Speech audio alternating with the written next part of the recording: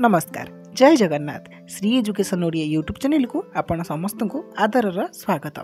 तेबे आज भिडियो आम आलोचना करबा फकीर मोहन सेनापति 6 माण 8 गुंठ उपन्यासर एक परिच्छेद।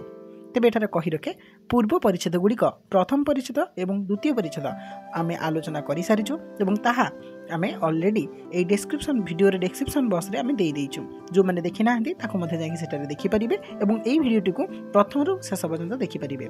जहा फल रे कोन हबो ना एई परिच्छेद रे कोन कोन सब फकीर मोहन आलोचना करिसेंती कोन कोन विषय वस्तु रहिछि ता अति सरल भाव रे एवं साबलील भाव रे बुझी परिबे। तबे आज आमे आलोचना करिबा व्यासकवि फकीर मोहन सेनापति 6 माण 8 गुंठ उपन्यासर तृतीय नंबर परिच्छेद एवं जहार नाम होछि वाणिज्य बसते लक्ष्मी तदर्धं कृषि कर्मणि।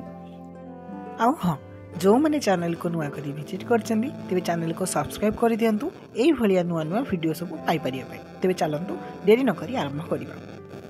परिच्छेद नंबर तृतीय वाणिज्य बसते लक्ष्मी तदर्धं कृषि कर्मणि। अस्यार्थः वाणिज्य लक्ष्मी वास तहु अभे कले चाष आम्भे माने अनुमान करू। जणे मरहट्टी कवि एही कविता कहि अछंती। आजिकालीर कवि होइथिले एही परि कहि थांते वाणिज्य लक्ष्मी बास तहु अधे बीएल पास। तेबे एठारे माने लेखक कहबाको चाहुचंती फकीरमोहन व्यासकवि फकीरमोहन कहबाको चाहुचंती व्यास कहउचंती कि वाणिज्य रे लक्ष्मी वास करंती एवं जेहेतु वाणिज्य रे लक्ष्मी वास करिथांती सेही वाणिज्यर मूल रही चाष। कारण चाष हेले तो आम कि अमल करवा और किसी अमल हेले ही आम बेपार रे लगेबा एवं बेपार हेले तो आम पाखु लक्ष्मी आसीबा धन आसीबे ना। तो से कथा को सी संस्कृतर जो पदटा अच्छी सी व्याख्या करिया सहित सी कहले कि जदि जने कि आधुनिक कवि होता आजिकल कवि होता से एमती कही कौन ना वाणिज्य रे लक्ष्मी वास करती सत किंतु जो लक्ष्मी वास करती वाणिज्य रे से लक्ष्मी जे बीएल पास जो मैंने कर भितर वास करते से कथा से कही अर्थात व्यंग कर समाज रे कौन ना वाणिज्य रे जे पूर्व समाज रे आगुरी लक्ष्मी वास करते वाणिज्य माध्यम लक्ष्मी को उपार्जन कराउथिला ताहा प्राचीन समय चलता कि तत्कालीन समाज रे वर्तमान समाज रे कौन बीएल पास करी मध्य आउ लक्ष्मीकर बास पाखरे रोना अर्थात एते पाठ पढ़ी मध्य लक्ष्मी बा कर्म आमे पाई पारु नाहंती जहा फल कि आमे बेकारी होई बुलुचंती। देखा गले फकीरमोहन सेनापति एटा परोक्ष भाव में एक व्यंग एवं शाणित विद्रूप कर आम समाज आम शिक्षानीति एवं आमर व्यवस्था उपर। तापर देखिबा से कौन कहिसंती मंगराजक नौर देखी केही केही अनभिज्ञ लोक अनुमान करिपारंती एहा गोटिए अदालतर बीएल पासिया वकीलंक घर 62 घरर भग्नांशर समष्टि मात्र। भग्नांशर अर्थ बहु घर बुड़ाई जहा घर तैयारी होइथाय। कथा कौन जानती भाग्यं फलित फलती सर्वत्रं अर्थात एही जे अदालतर ओली रे गंडा गंडा साल पागिया बुलु अछंती मंगराजंक पछरे 25 घर भग्नांश गाय करबाकू केते जण मिलिबे साते आपे कहती से काहारी गोटाए पैसा आनती नाही निज बुद्धि निज बाहुबल रे माटीरू सुना पैदा करी अछंती। पैदा माने जन्म करिबा एहीपरि सुना अछि। सुना किंपा आम्भे माने ठीक कथा जानू मंगराजे प्रथमे गाँ प्रधान ठारू 2 माण जमी भागरे धरिथिले। वर्तमान चाष जमी 24 दस्ती पदिकारे 4 बाटी 6 माण एहा छाड़ी 30 बाटी 17 माण भागरे लागिछि। जमी सबु लाखराज किछि निहिस्व व्याज्याप्ति अधिकांश खरीदा ब्रह्मोत्तर। तेबे देखंतु लाखराजर मीनिंग होची निष्कर जमी एवं बाज्याप्तिर अर्थ होची कौन जेउ लाखराज को इंग्रेज गवर्नमेंट बाज्याप्ति करी तही ऊपर अधा जमा धार्य करी अछंती एवं तापर होची कौन ना हमर होची ब्रह्मोत्तर। ब्रह्मोत्तर माने जमी को दानग्रहीता बा तांकर उत्तराधिकारी अन्य व्यक्ति को विक्रय करि देथिले खरीददार से जमी को निष्कर रूपे भोग करिवार हकदार नथिबारु ता ऊपर केउ स्थान रे पूरा जमा केउ स्थान रे अधा जमा धार्य होईछि। एही वृत्ति को खरीद ब्रह्मोत्तर बोला जाय। तापर देख चाष बलद 15 हल मन रख पिले इम्पोर्टाट तांकर चाष बलद होची 15 हल एवं हलिया होचने 12 जण एमाने 12 मासिया जाति रे बाउरी 3 जण पाण अर्थात 12 जण हलिया मानक भितरु आमर 3 जण पाण जाति रे थिले एवं आउ अन्यान्य बाउरी जाति रे थिले एवं एमाने सब 12 मासिया। चाष बगीचा एमानकर जिमा मंगराजंक शिक्षा उत्साह रे एमाने कर्मठ और उत्साही ब्राह्म मुहूर्त शଯ୍या त्याग करने स्वास्थ्य विधान शास्त्र विधि।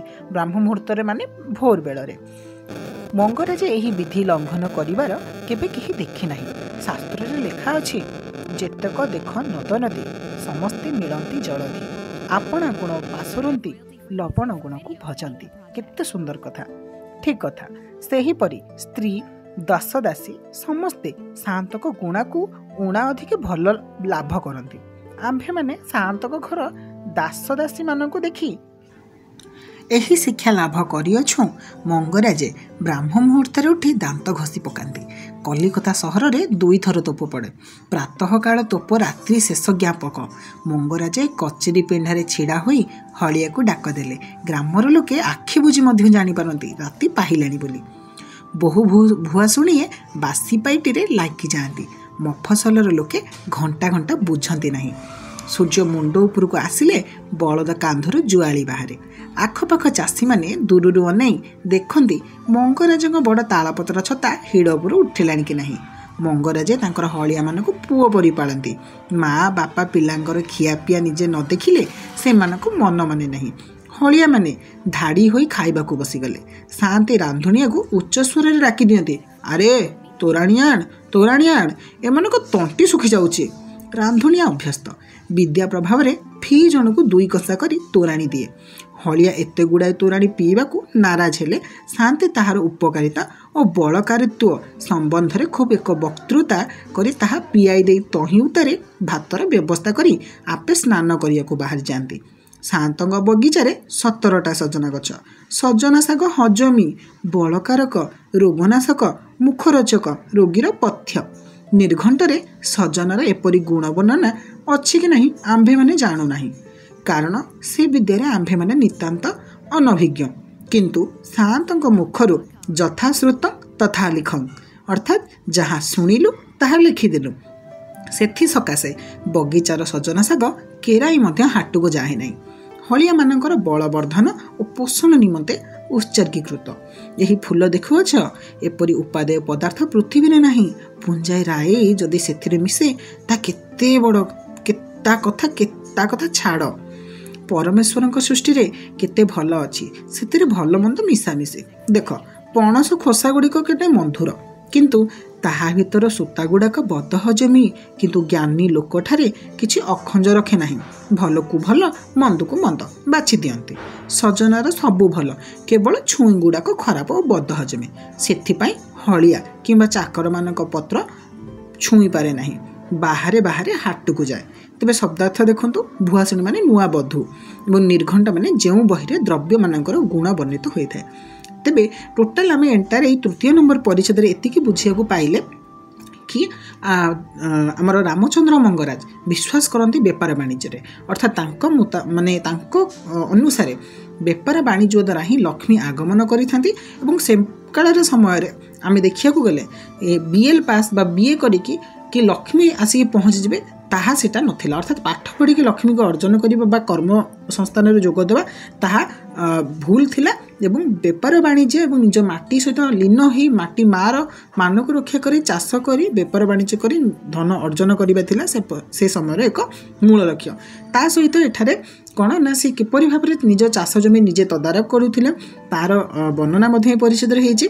ता सहित से किपरि भाव में हलिया मानक निज पुओ रूपी ताकू माने आदर करुथिले एवं आदर नाम रे जे तांको पशु रूपक व्यवहार करथिले ताहा फकीरमोहन सेनापति अति सुंदर भाव में प्रतीक माध्यम सूचाई देइछन्ते। एवं तांको बाड़ी बगीचार सब विभिन्न वर्णना और अन्य जी सब दृश्य वर्णना अति रोमांचक एवं सुंदर भाव में उपस्थापित होइछि।